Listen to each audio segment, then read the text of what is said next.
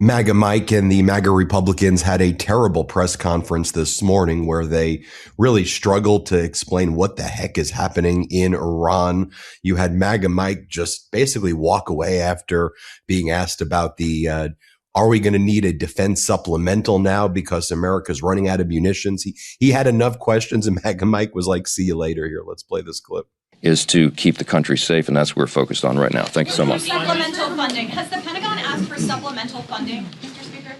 You think it's a pretty big question, or given your job in Congress is the power of the purse, to answer the supplemental funding question while Donald Trump's lying and saying we're not running out of munitions when it appears we are running out of munitions. But in any event, MAGA Mike was saying before he ran away that this is actually a defensive operation. That's what they're going with.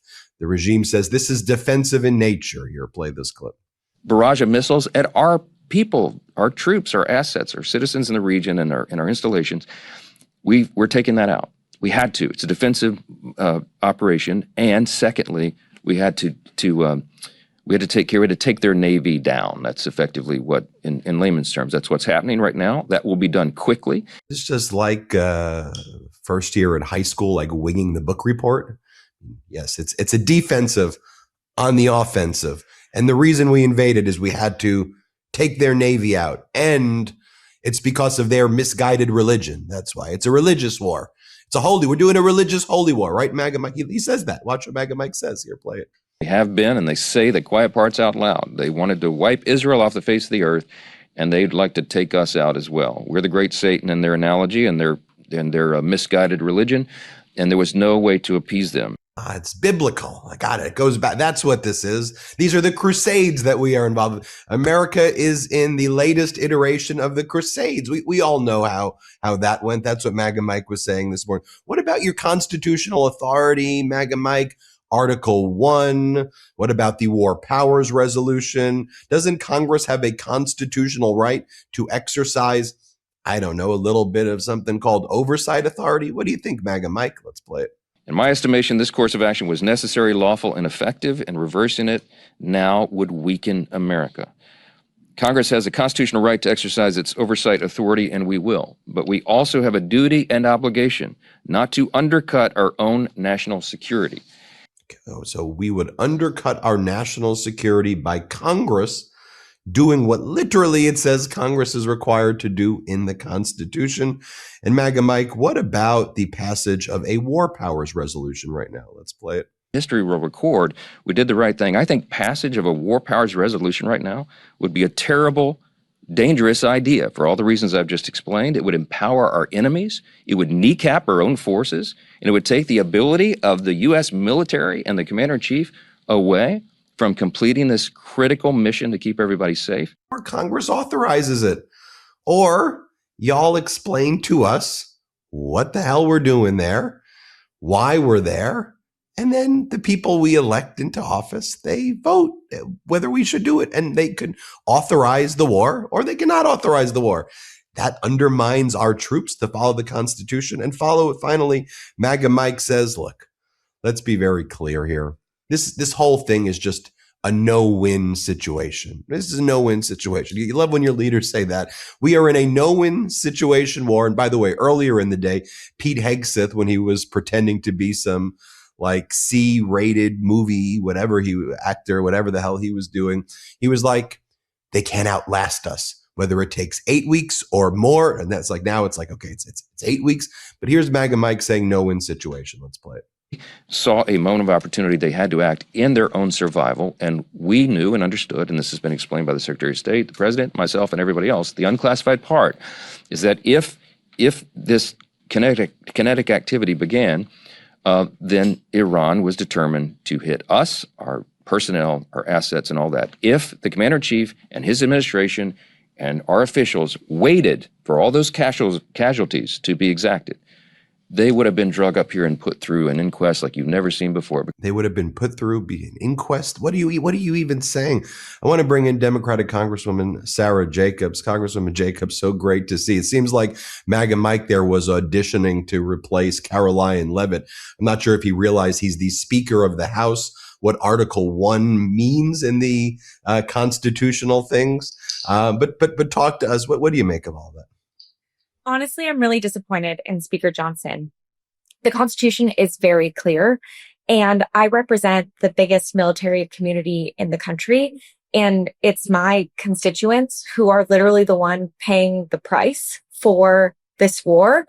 And it is so disrespectful, the idea that not only should Congress not debate, not vote, that this administration doesn't even have to put out a coherent rationale or theory or strategy, but that the idea that like us following the Constitution is bad for our military, like that is so disrespectful. My constituents, our service members deserve a fulsome debate in front of Congress and the American people before we put their lives at risk. And we are already seeing the consequences, right? We're already seeing 6 service members have died. More than that have been injured.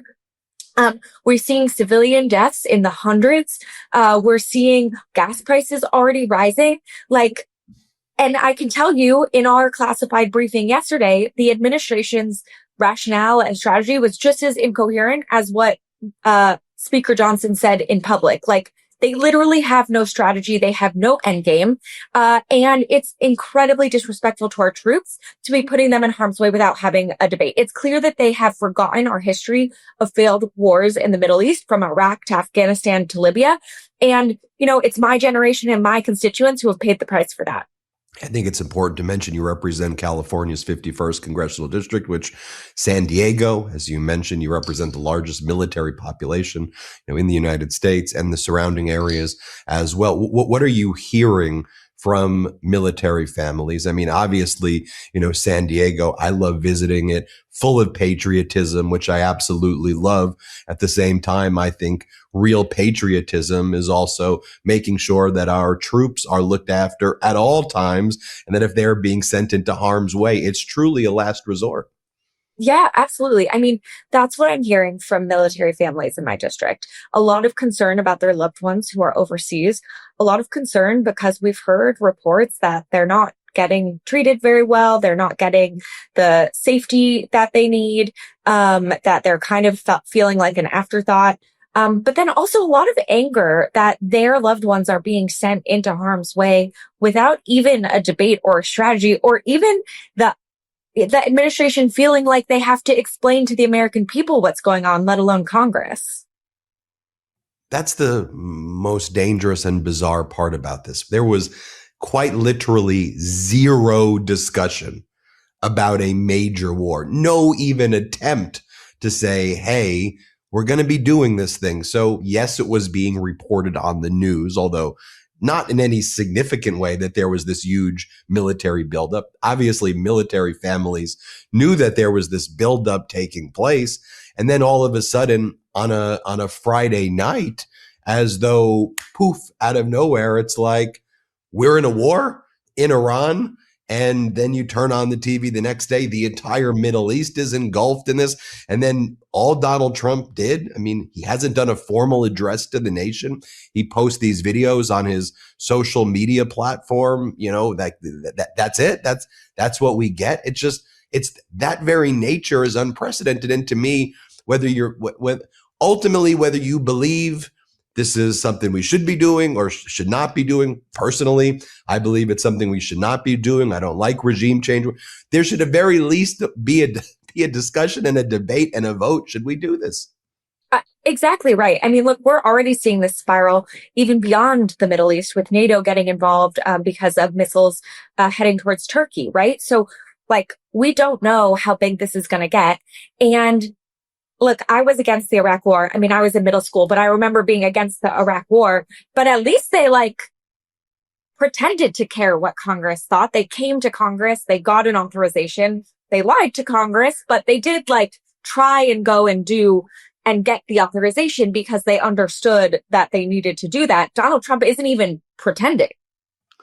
You obviously can't talk about a lot of things that happened in the classified briefing, although I know lots of members are saying, we don't really even understand why this is classified. This is the exact type of information that should be out there to the American public. It almost seems that they used you and members of Congress claiming it's a classified briefing as a pretext not to explain to the American people how bad this could possibly be.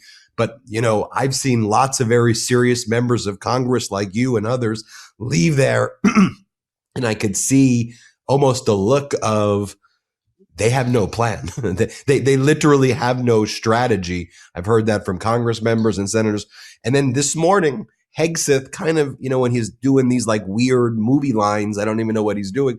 He then kind of does this throwaway 8 weeks. So the reality is that when this regime says 8 weeks, for me, that, that's like 90 deals in 90 days. Like that means to me, we're talking about years. This could be the rest of his term in office. Iran says they don't want to negotiate with them. Last time they tried doing that, this happened. So what can you share about the duration? What you think's going to happen? Where does this go? Yeah, look, the classified briefing was just as incoherent as their public statements have been. They have a very broad set of objectives, no clear understanding of when those objectives will be met, absolutely no plan for stability in the region or what comes next. When they were asked if they had done any planning to try and prevent a failed state in Iran or, any of the other potential consequences from regime change, they basically dismissed it and were derisive of it and said no. And I think it's important to remember that they can say whatever they want about a time frame. The other side gets a say in this too. Like you might remember after 42 days in Iraq, President Bush declared mission accomplished. And we all know 20 years later, that's not actually what happened. And so they can say 4 weeks, they can say 8 weeks, but there are a lot of unintended consequences that happen when you go in and do a regime change operation like this was. And they can cause, first of all, a lot of damage in that time of just 8 weeks, but also the reverberations for the rest of the region, for the country of Iran, for our national security are going to last well beyond that, whatever they think the time frame is. And to be truthful, when we asked how long this might last, they said the timeline was yet undetermined. I mean, for them to say the timeline is yet undetermined is horrific. Finally, when I read the public statements that are out there from this Trump regime, the best case scenario seems to be that the United States installs someone who's from the Islamic Republic, someone who was part of the Ayatollah's regime, but who would be nicer. And I use that kind of infantile language because that's the type of language that Trump uses to the Trump regime. There's never statements that we want to try to encourage democracy in Iran or try to modernize it or to bring more freedoms to the people who have suffered under the Ayatollah since the revolution. It really just seems to be we need to find our version of a Delcy Rodriguez in Iran who's sympathetic to us, which to me, if you're saying that, how could you then encourage people to rise up when if you encourage people to rise up, they know you've already told them you're going to betray them because you're just going to pick someone sympathetic to the Ayatollah who's probably going to kill him for rising up versus supporting someone who supports, democracy or an entirely different regime. So it seems like they're undercutting everything by even setting that as that would be the best case scenario, it seems. And everything else is far, far worse to catastrophic. I mean, I think we all need to be clear-eyed that the Trump administration doesn't give a shit about the Iranian people. Okay, like there's public reporting now that we might be funding some militia groups within Iran. There's also been public reporting that they want to install Larijani as the new head. He is the head of the national security apparatus at the moment. And he literally was the person responsible for the very, very brutal crackdown on protesters that killed hundreds of Iranians. And they are literally deporting people from the United States back to Iran who fled the brutal Iranian regime. So let's be clear. The Trump administration does not care about the Iranian people. This is not about making a better future for the Iranian people. This is because Donald Trump likes dropping bombs and thinks it makes himself feel powerful. He doesn't care about human rights anywhere, not here in the United States, not in Iran, not anywhere else. Congresswoman Sara Jacobs. Anything else before we go that you want to tell our 7 million subscribers? Just that this war is deeply unpopular. And the more that you make your voice heard about that, the better I think we'll be able to stop it here from Congress. Congresswoman Sara Jacobs, thanks so much for joining us. Thanks for having me. Everybody hit subscribe. Let's get to that 7 million subscriber mark. Want to stay plugged in? Become a subscriber to our Substack at MeidasPlus.com. You'll get daily recaps from Ron Filipkowski, ad-free episodes of our podcast, and more exclusive content only available at MeidasPlus.com.